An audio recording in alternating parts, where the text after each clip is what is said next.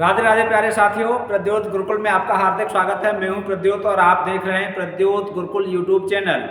जी हाँ, आज हम आपके लिए लेकर आए एक बेहतरीन क्लास, बहुत महत्वपूर्ण क्लास जो काफ़ी महत्वपूर्ण है आने वाली परीक्षाओं के लिए, विशेषकर उच्च स्तरीय परीक्षाओं के लिए ये क्लास बहुत महत्वपूर्ण है। कई बार टीजीटी पीजीटी में भी प्रश्न पूछा जाता है, लेकिन असिस्टेंट प्रोफेसर और नेट इन जेआरएफ इन परीक्षाओं के लिए तो बहुत ही महत्वपूर्ण क्लास है। जैसे सहायक आचार्य आदि जो परीक्षाएं हैं, उच्च स्तरीय परीक्षाएं, उनके लिए ये बहुत महत्वपूर्ण क्लास है। चलिए, तो आज की इस कंटेंट वाली बेहतरीन क्लास पर हम चर्चा करेंगे मिथक पर। मिथक क्या है समझेंगे और मिथक से संबंधित महत्वपूर्ण तथ्य एक ही क्लास में हम पूरा करेंगे। मिथक स्पेशल है, अंग्रेजी में मिथ शब्द से मिथक बना है। अंग्रेजी का कौन सा शब्द मिथक से जुड़ा हुआ है? मिथ। ये जो शब्द है मिथ, इससे मिथक बना हुआ माना जाता है। यूनानी शब्द माइथोस से निष्पन्न है।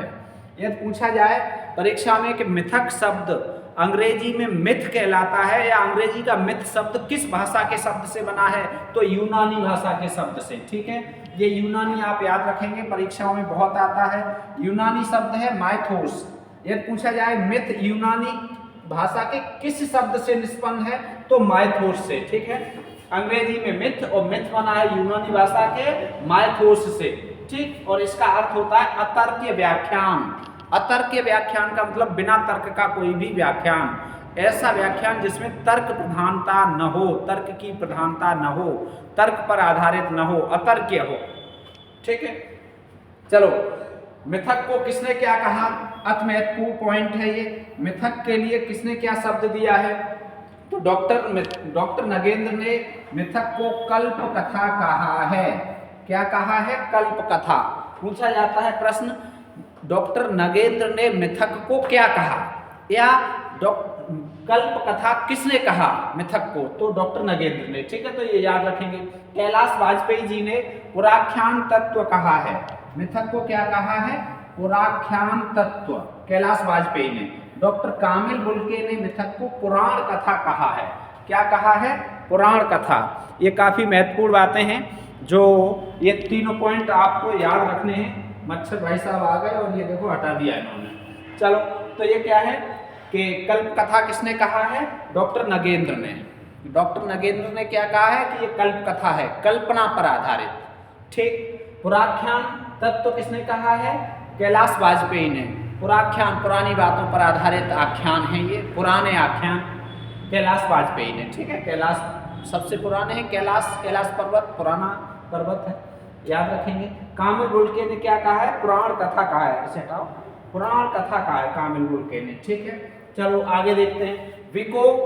मिथक को एक प्रकार की काव्य भाषा कहते हैं। ठीक है, इन्होंने क्या कहा है मिथक को कि मिथक एक प्रकार की काव्य भाषा है।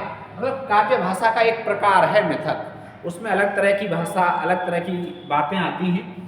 आगे है डॉक्टर बच्चन सिंह का बहुत बड़ा कथन है मिथक के संबंध में, बहुत महत्वपूर्ण भी है। मिथक के अतिरिक्त इस शब्द के लिए दंत कथा, ठीक है, दंत कथा, पुरावृत्त, धर्मगाथा,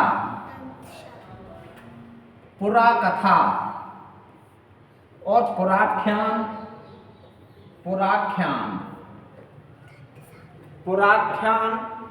शब्दों का प्रयोग किया जाता है।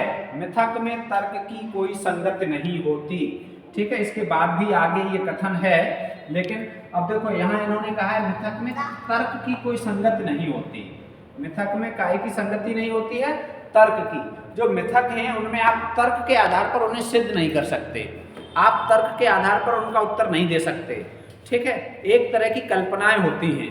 ठीक है, एक तरह का आख्यान होता है, पुराना आख्यान है, धर्मगाथाएं हैं, पुरावृत्त हैं, इन्हें दंत कथा भी कहते हैं। तो ये डॉक्टर बच्चन सिंह का बहुत महत्वपूर्ण कथन है मिथक के संबंध में। ठीक है, क्या कहा है? मिथक शब्द के लिए दंत कथा कहा जाए तो मिथक, पुरावृत्त कहा जाए तो मिथक, धर्मगाथा कहा जाए तो भी मिथक, पुरा कथा कहा जाए तो भी मिथक, पुराख्यान कहा जाए तो भी मिथक। इन शब्दों का प्रयोग किया जाता है। मिथक में तर्क की कोई संगति नहीं होती है, अर्थात अतर्क्य होता है मिथक। चलो आगे, मिथक की विशेषताएं क्या हैं? ये भी जान लीजिए, मिथक की विशेषताएं बहुत महत्वपूर्ण है। ठीक है, यह मनगढ़ंत या पौराणिक कथा होती है। मिथक क्या होती है? मनगढ़ंत या पौराणिक कथा, मन में गढ़ ली। जैसे आपने बहुत सारी कथाएं पढ़ी हैं हिंदी साहित्य में, जैसे आपने जो सूफी काव्य में कथाएं पढ़ी हैं उनमें बहुत सारी कथाएं आ रही हैं मनगढ़ंत कथाएं। क्या था कि एक तोता था, तोते ने क्या बताया, हीरामन तोता, उसने बताया कि पद्मावती बहुत सुंदर है, उसके रूप पर मोहित हो गया। कौन? तो ये सारी कथाएं एक तरह से मिथक ही हैं, इनमें वास्तविकता तर्क के आधार पर आप सिद्ध नहीं कर सकते। तो ये सारी चीज़ें क्या हैं? ये मनगढ़ंत या पौराणिक कथा है। क्या? मिथक। कैसी होती हैं? मनगढ़ंत या पौराणिक होती हैं। ठीक है, और इनमें क्या होता है? अति मानवीय,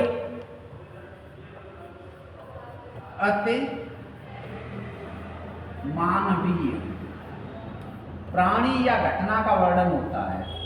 मतलब अतिमानवीय प्राणी का वर्णन होता है या अतिमानवीय घटना का वर्णन होता है। ठीक है, तार्किकता का निषेध होता है। ये तो पहले से ही बता दिया कि इसमें तार्किकता नहीं होती है। ठीक है, तार्किकता का निषेध होगा तो फिर क्या हो जाएगा? कल्पना की प्रधानता हो जाएगी। जो कल्पना गढ़ ली जाती है काव्य में, कल्पनाएं, कवि कल्पना करता है और लिख देता है, तो ये कल्पना की प्रधानता पर आधारित होते हैं मिथक। कथा मानवेतर प्राणियों पर आधारित होती है इसकी। अब मानवेतर का मतलब जैसे देवता या राक्षस, इस तरह की जो कथाएं होती हैं वो मानवेतर, मनुष्यों से इतर जो हैं प्राणी या पशु आदि भी, उन पर आधारित जो कथाएं हैं वो मिथक के अंतर्गत आती हैं। ठीक है, जैसे देवी देवताओं की कथा, पशु पक्षियों की कथाएं, वो मानव से इतर हो गई, तो वो कैसी हैं? मिथक के अंतर्गत आएंगी। विस्मयपूर्ण, कौतूहलपूर्ण घटनाएं होती हैं इसमें। विस्मयपूर्ण और कौतूहलपूर्ण, क्या हुआ? सपने में देखा, सपने में ही देख के प्रेम हो गया, फिर क्या हुआ? सपने में ही फिर वास्तविकता में वो उससे मिलने के लिए, नायिका से मिलने के लिए नायक जा रहा है। ये कोई वास्तविकता है? तर्क है कोई? भाई सपने में या हंस ने कह दिया, या तोता ने कह दिया, या बादल ने कह दिया, किसने कह दिया, इस तरह की। ठीक है, अचेतन मन की भावनाएं। अचेतन मन, मनोविज्ञान में 3 प्रकार की मन की अवस्थाएं मानी जाती हैं, चेतन, अवचेतन और अचेतन। ठीक है, तो अचेतन 90% होता है, चेतन 10% होता है। अचेतन में सारी हमारी जो भी दुख, दर्द और अतृप्त इच्छाएं रहती हैं वो अचेतन में समा जाती हैं, और जब उपयुक्त वातावरण होता है तो वो चेतन मन को प्रभावित करती हैं, बाहर निकल कर आती हैं ऐसी घटनाएं, तो वो हमारे व्यक्तित्व को बहुत प्रभावित करती हैं। तो ये अचेतन मन से जुड़ी हुई बातें होती हैं इसमें। अब मिथक के मुख्यतः 2 भेद माने जाते हैं। मिथक के भेद प्राकृतिक मिथक और धार्मिक मिथक। डॉक्टर नगेंद्र ने ये माने हैं। ठीक है, डॉक्टर नगेंद्र ने मिथक के 2 भेद माने हैं, प्राकृतिक मिथक और धार्मिक मिथक। ठीक है, चलिए अगला है हिंदी साहित्य और मिथक। हिंदी साहित्य में मिथक कहाँ कहाँ प्रयोग हुआ है, इस पर हम चर्चा करने वाले हैं। ऋग्वेद से प्रारंभ माना जाता है मिथक का। मिथक शब्द सबसे पहले हजारी प्रसाद द्विवेदी जी ने उपयोग में लिया है। ठीक है, HPD का मतलब हजारी प्रसाद द्विवेदी। मिथक शब्द का सबसे पहला प्रयोग हिंदी में किसने किया है? हजारी प्रसाद द्विवेदी जी ने किया है। मिथक शब्द का प्रयोग किन रचनाओं में हुआ है वो यहाँ पर लिखी हुई है। प्रिय प्रवास अयोध्या सिंह उपाध्याय हरिऔध की ये रचना है और इसमें मिथक का प्रयोग हुआ है।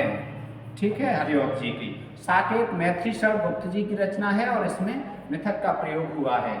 ये जयशंकर प्रसाद जी की रचना है और इसमें भी मिथक का प्रयोग हुआ है। ठीक है, जयशंकर प्रसाद। अगला है कुरुक्षेत्र, ये दिनकर जी की रचना है और इसमें भी मिथक का प्रयोग हुआ है। अब ये है संबूक, ये बहुत महत्वपूर्ण है।